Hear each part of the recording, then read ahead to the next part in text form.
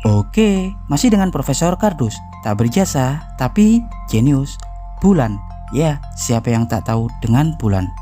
Bulan diketahui tercipta 200 juta tahun setelah bumi dan tata surya kita lahir, sekitar 4,7 miliar tahun yang lalu. Sejak saat itu, bulan selalu menemani bumi, bagai dua sejoli yang sedang kasmaran. Terangnya selalu hiasi malam. Karena itulah tak jarang rembulan jadi objek manis para pujangga dan penyair pada masa lalu untuk merangkai kata. Selain itu, bulan berperan sangat vital bagi siklus kehidupan di bumi. Tarikan gravitasi bulan membentuk pola pasang surut air laut dan menjaga tatanan samudra. Hingga kini, faktanya, sang Dewi Selena ini tetap setia menemani bumi. Lantas, apa yang akan terjadi seandainya kita harus mengakhiri kemesraan bulan dan bumi dengan meledakkan seluruh hulu ledak nuklir yang ada di bumi di atas permukaan bulan? Apa bulan akan hancur dan apa dampaknya terhadap bumi? Dan kali ini Profesor Kardus akan mencoba menjabarkan hal tersebut secara ilmiah. Tapi sebelum Profesor Kardus mengulasnya, jangan lupa like dan subscribe di channel Profesor Kardus. Tak berjasa tapi jenius, untuk mendapatkan informasi dan notifikasi terbaru dari sudut-sudut bumi dan sudut-sudut alam semesta lainnya. Ya, bulan adalah satu-satunya satelit alami di bumi yang mengorbit pada bumi dengan diameter 3.500 km atau hampir sebesar benua Australia. Bulan memiliki massa 1/8 dari bumi atau sekitar 73,5 juta metrik ton yang tersusun dari batuan vulkanik dan banyak jenis unsur mineral, baik besi dan mineral-mineral lainnya. Dan tentunya bulan cukup kokoh. Bahkan bisa kita lihat pada permukaan bulan luka-luka menganga pada masa lalu yang menjadi saksi bisu, seperti kawah-kawah yang tercipta dari hantaman-hantaman asteroid raksasa. Tapi faktanya, hal itu tidak cukup untuk menghancurkan bulan pada masa lalu, bahkan mengubah lintasan orbitalnya. Lantas bagaimana ya seandainya seluruh hulu ledak nuklir yang kita miliki di bumi kemudian kita kumpulkan menjadi satu untuk meledakkan bulan? Apakah bulan masih baik-baik saja? Dan apa dampaknya terhadap bumi? Dan tahukah Anda, wacana peledakan nuklir di bulan sebenarnya sudah dikembangkan sejak era 50-an, tepatnya pada 1958 oleh proyek A119, sebuah proyek rahasia Amerika Serikat yang melibatkan Departemen Pertahanan Nasional Amerika Serikat dan NASA. Proyek tersebut rencananya menjadi ajang pembuktian Amerika Serikat terhadap Uni Soviet, di mana di era tersebut Uni Soviet sedang dieluh-eluhkan oleh media internasional setelah mereka sukses meluncurkan satelit pertamanya, yakni Sputnik 1, satelit pertama di dunia pada 4 Oktober 1957.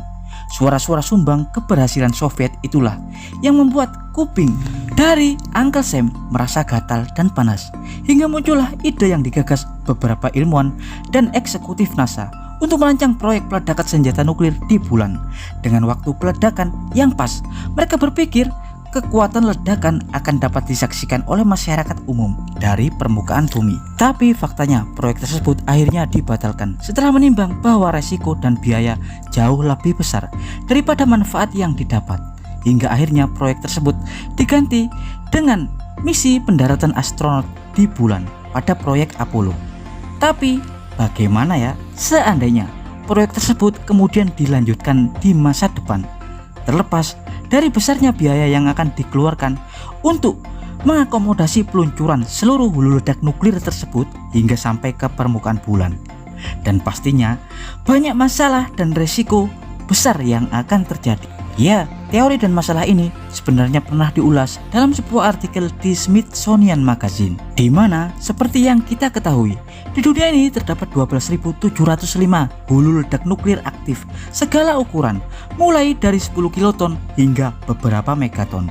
Dan diperkirakan seandainya mereka digabung menjadi satu, maka akan menghasilkan bom nuklir dengan daya kira-kira 7.000 megaton atau setara dengan 7 miliar ton TNT yang diledakkan secara bersama-sama, dan itu akan menghasilkan ledakan sebesar 2,9 kali 10 pangkat 19 Joule atau setara dengan 2,9 kuintiliun Joule. Ledakan tersebut sangatlah besar dan akan berdampak hingga menciptakan kawah besar pada permukaan bulan.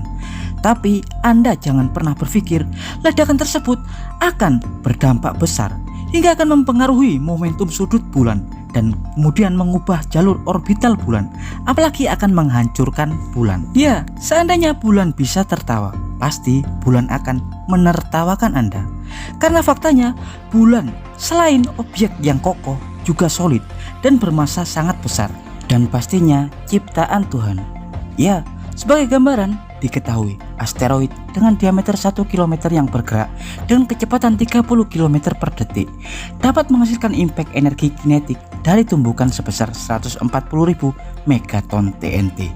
Jika dibandingkan dengan energi bom yang akan kita ledakan di bulan, yakni sekitar 7.000 megaton TNT, maka daya ledakan bom kita akan setara dengan hasil tumbukan asteroid dengan diameter 350 meter, dan itu jauh lebih kecil dibandingkan asteroid yang pernah jatuh ke bumi di era Cretaceous 65 juta tahun yang lalu di wilayah Sikulub Yucatan, Meksiko, yang telah memusnahkan dinosaurus, di mana asteroid tersebut memiliki diameter sebesar 10 km dengan daya hancur sebesar 140 juta megaton TNT, yang artinya hantaman asteroid Sikulub 60 juta tahun yang lalu 20.000 kali lebih dahsyat daripada seluruh bom nuklir yang akan kita ledakan di bulan.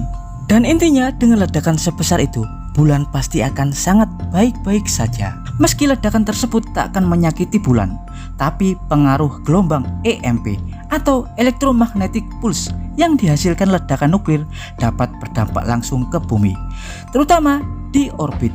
Gelombang EMP dapat merusak instrumen satelit dan stasiun luar angkasa, juga akan mengacaukan seluruh sistem jaringan satelit dan gelombang radio di bumi, dan tentunya akan membuat kerugian yang besar.